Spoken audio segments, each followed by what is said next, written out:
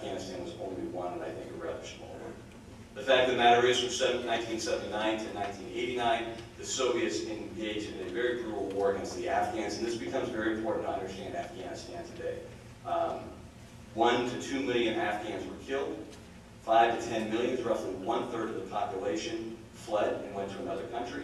And with them, as in these sort of situations, you saw what they call the brain drain, where the professionals, the people with education, moved to other countries, set up shop, and really did not have a strong desire to return because things were so unstable. And then when you start building a government today, those are the people you need, but they've already resettled into different areas. Roughly 1.2 million Afghans were disabled in that 10-year conflict, as well as tremendous damage to the limited infrastructure that was there, and the irrigation systems in particular were absolutely ruined. Let's keep in mind the United States' role in this. I think properly we supported the Mujahideen, who we used to call freedom fighters, in an effort to bleed the Soviet Union and give them a Vietnam of their own. We provided them training, equipment, and money. We were not alone in this. We were also assisted by the Pakistanis, by the Saudis, and a number of other Gulf states, all of which helped prop up this resistance movement to the Soviet Union, which had the unintended consequence of also propping up religious extremists within the areas, as they often proved to be some of the better fighters, and it also corresponded with funneling aid to the Pakistanis, who had a religious agenda under their president at the time, Zia, who funneled the aid to them as well. It is important to note that two of the significant insurgent leaders that we're fighting today, Siraj Haqqani and Gulbuddin Hekmatyar, were recipients of U.S. aid during their time as freedom fighters against the Soviet Union in the 1970s and in the 1980s.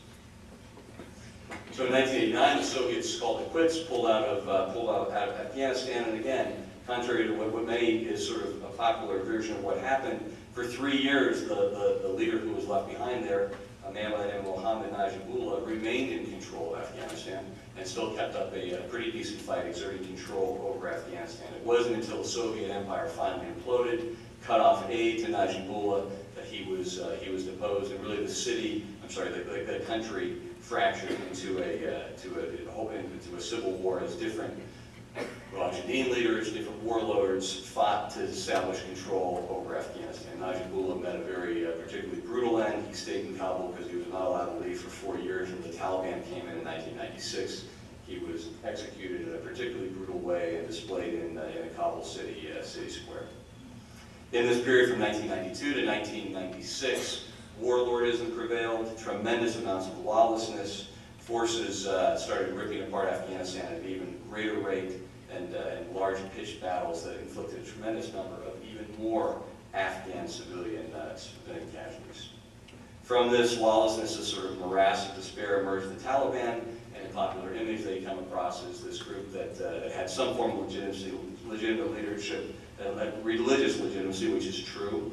And what they were able to do is provide a degree of stability, but to represent them as being popular in Afghanistan would be completely untrue. They're a widely unpopular group, but they were able to maintain control over that area, and something they hadn't had. So there was at least a degree of control that was exerted by the Taliban.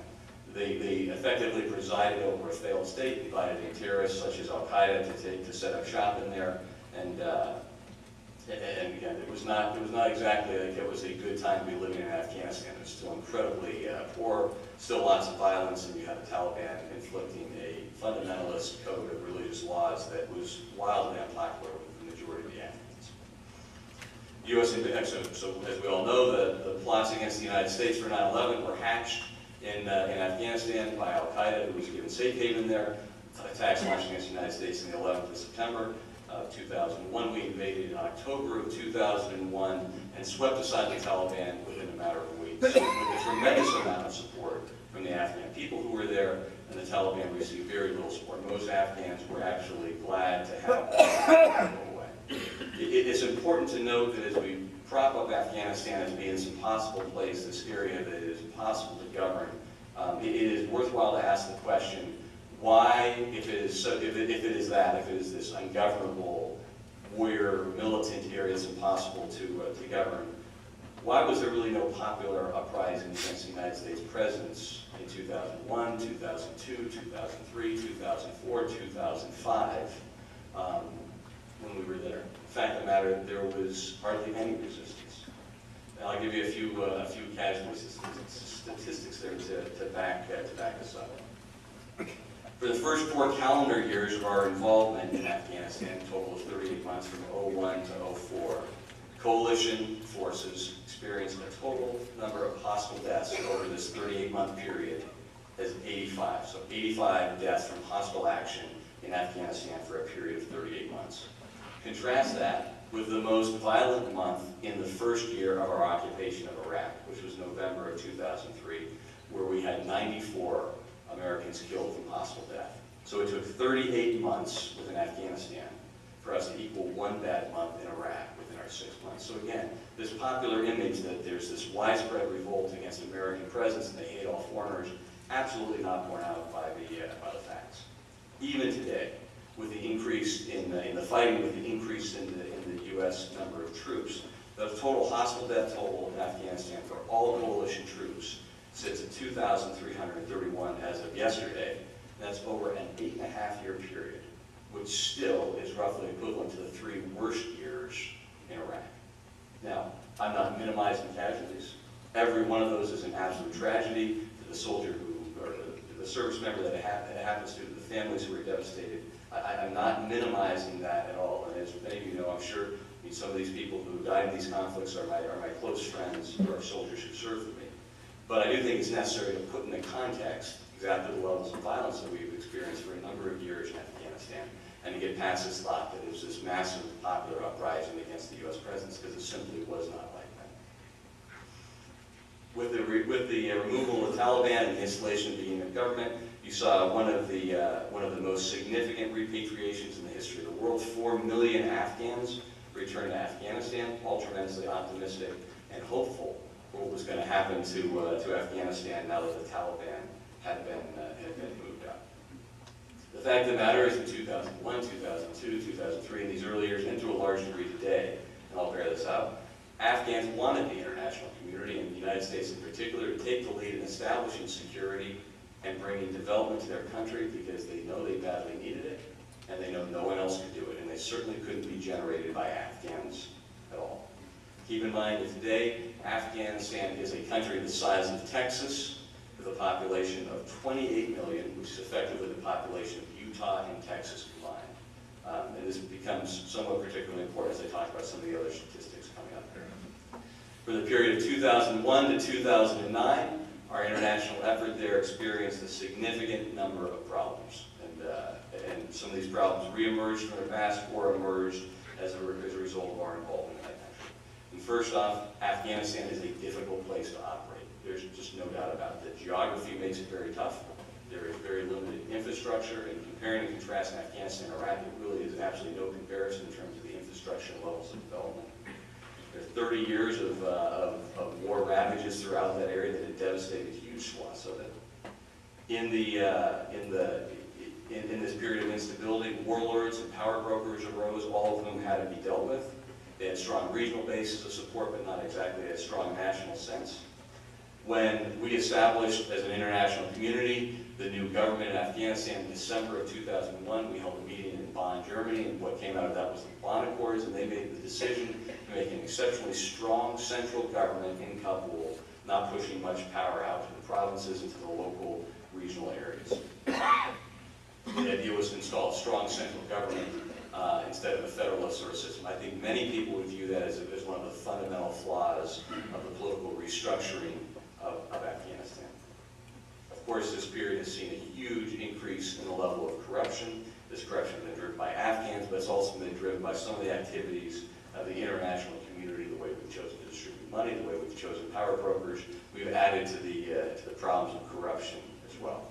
Everyone is well aware, I think, of the drug issues that have come up. It's a popular, again, misconception. The Taliban was mildly against drugs, but the fact of the matter is they turned a blind eye to a lot of it, and they gained a fair amount of money and resources from the drug trade.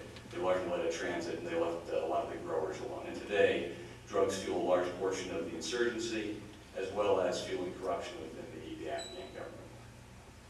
I think it's important to note that we have had, for a long period of time, an under-resourced U.S. and international community commitment, both in aid and in military forces in Afghanistan. And I'll cite you just a few numbers. By December 2003, 2 years after we had invaded, total U.S. forces in Afghanistan numbered 13,000. By way of comparison, 13,000 is about the size of the Los Angeles Police Department. Okay? If you keep in mind that if you have 13,000 soldiers, the ratio of combat troops to support troops is roughly 3 to 1, and I'm being generous on that. That means on any given day you really had about 3,000 to 4,000 combat troops who were out and establishing contact and security for the people of the area. It's about 28 million. So again, 3,000 or 4,000 trying to secure a population of 28 million. Now they had some coalition support, they had Afghan support as well, but you can see how difficult the task was. By May of 2006, as the situation continued to deteriorate in Afghanistan, the U.S. military presence had raised to 23,500, which is an increase to be sure, but still is equal about the size of the Los Angeles Police Department and the Chicago Police Department combined, again, for an area the size of Texas and a population of 20 million.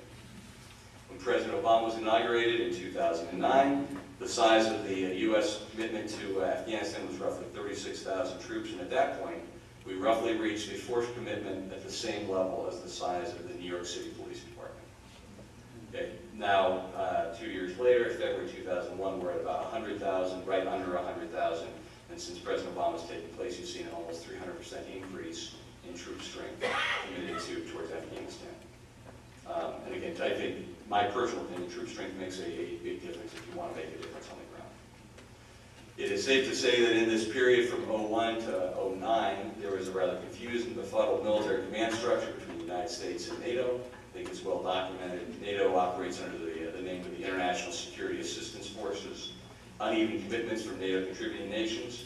Presence of many of these troops coming forward with national caveats, which was this device that countries would use to convince their parliaments to support the effort in Afghanistan, would put severe restrictions on their troops, like they couldn't patrol at night, they couldn't be involved in combat activities, they couldn't do a number of different activities which severely degraded their effectiveness.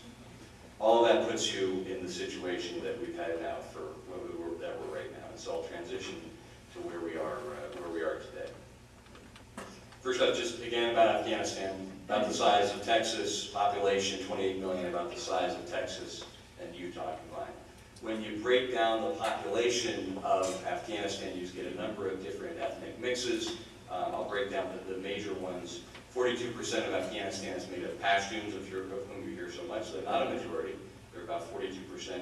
Tajiks make up 27%. Hazaras, who are Shia in Afghanistan, make up about 9%. Uzbeks make up about another 9%. It is interesting to know when you look at that numbers, if you take the Tajiks and the Uzbeks, you get about 33% or a third of the population. It's widely recognized that they have very weak, if any, tribal structure that unites them. So again, to say that Afghanistan is a tribal society, I just don't think it bears up with the facts. Tribes influence the area, and tribes are a factor, but they're not the dominant factor within the area. It's also interesting to note that with Afghanistan's diverse population, with its compartmented geography, there's been no attempt at all for people to try to partition Afghanistan into different areas like there was talk about in Iraq. You'll remember that at one point there was a tripartite sort of agreement where you have the Kurds to the north, the Sunni in the middle, and the Shia to the south. No one's really credibly put forth a vision of Afghanistan that has that, because they're not really divided that way. And I think they largely view themselves as part of a greater Afghan nation, something that they belong to since at least 1747.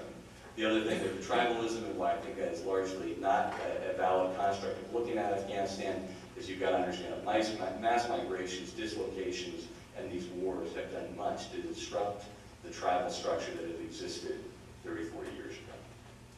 It's important to note when looking at Afghanistan, 80% of their GDP comes from foreign aid right now, so they effectively are a form of a beggar state. There are some potentials for that to change around. There are precious mineral resources that are being found. There is the belief that there is oil underneath the ground, and that will be an important thing to watch. And as we go forward in Afghanistan, and one of the most important things to keep an eye on is to make sure the process of bringing that forth and mining that doesn't become absolutely blown by corruption. The U.S. goals of Afghanistan. I think it's important for us to reflect on what the President has said the goals of our nation are in Afghanistan,